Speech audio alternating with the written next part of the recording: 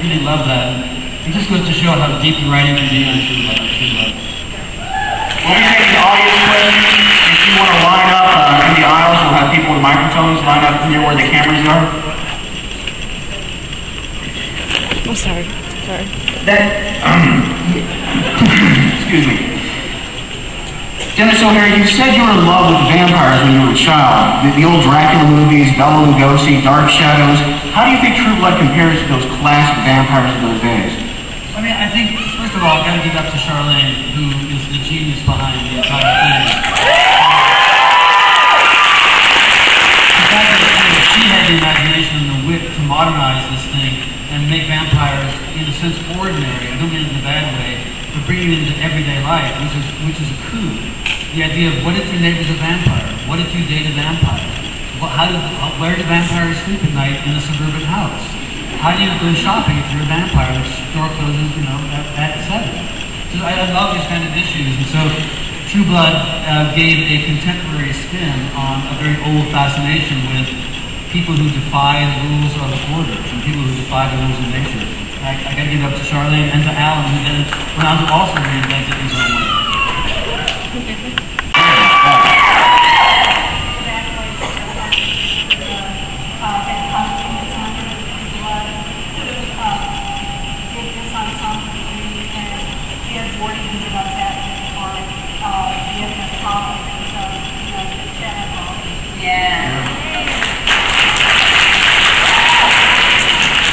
Several of you have strong backgrounds in theater.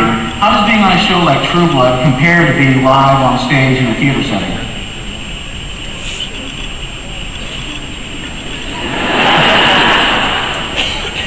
Well, I know that when I'm making on True Blood, screensavers can be made out of it.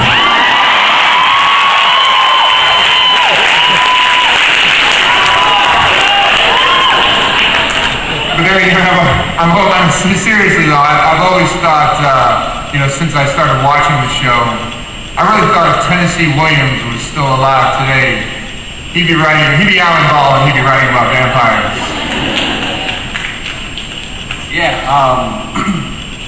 the whole situation with Hoyt and his mother is Tom and Amanda Wingfield. I mean, it's not like plagiarized, but it's the same. It's theatrical writing. Alex Wu was a playwright, Nancy was a playwright, and some of the others, Alan was a terrific playwright. Playwrights give us better characters than movie writers. They give us better situations, and to have our writing that influenced by theater and bring theater people together. I think it's one of the things that sets the show apart. We can build up a premise like the one we book skaters. It's nice. It seems like the first series of the show was very much a mystery show that had some supernatural elements. As it's progressed, it's become more and more of just an unabashed supernatural show. What do you think of that transition?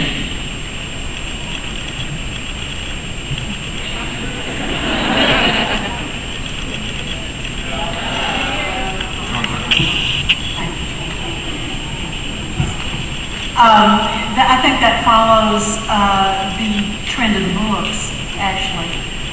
Though Alan obviously is going on his own path on this, and one which I really respect. The first book was pretty much a murder mystery. I'm from the murder mystery field. I wrote them for 15 years before I started writing Suki. Then the books became less and less pegged to the structure of the murder mystery, more and more to the solving of supernatural crises. And I believe the show is kind of following that pattern. And I also want to say too, I think that what separates our show from a lot of the other supernatural projects that are out there is that, yeah, it's about vampires and werewolves and witches and ghosts, but it's really about people with serious handicaps trying to be human or trying to have a human experience. So, I don't even necessarily see it so much as a supernatural show as much as it's a show about being human. Yeah. Upper crust Mississippi accent. Very, very specific accent. I listened to tapes and tapes and tapes, and I was just playing over and over and over in my trailer because a bad accent takes you out. And a specific accent, that accent's like a child, it's taken away. We'll wait. But you know, and a good accent actually lends that texture that feels like reality. And also, a good accent is an homage to people you're trying to portray. If you're doing a good job, it's a compliment. If you're doing a bad job, it's an insult. So I think it's so important to do it well. I mean, that's the amazing thing about Dennis. When he came on the show, I was like, okay, the bar has been raised. He was talking about his accent and how old he is and how he felt his character was illiterate. And I'm thinking, ooh, I need to do some homework. And then sort of after a while, it was my turn to speak, and I was like, I'm hungry. Do you want to get some craft service here? You're fantastic. Well, you know, my whole game was like the same exact thought that you had, but I thought I'm just going to do it really subtle so I can't get busted. You speak in Swedish. Yeah, that's a whole story. Talk about your Swedish. Oh my God, the terror of Swedish. It just, the script comes and it'll say the line in English, but in parentheses will say it will be in Swedish. And that's all the help I got. And then I just start panicking and I call Skarsgård, you know, did you see it? And he goes, yes.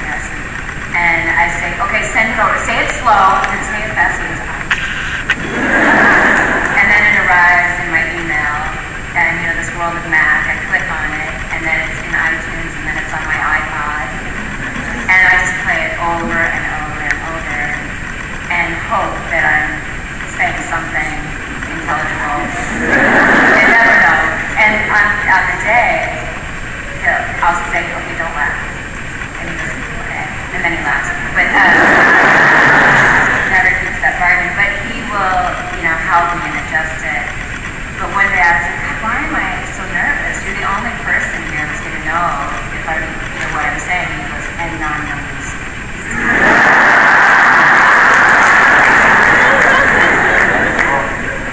I feel like, you know, what Dennis said, that key word about being specific, is, you know, raise your hand if you're from the South.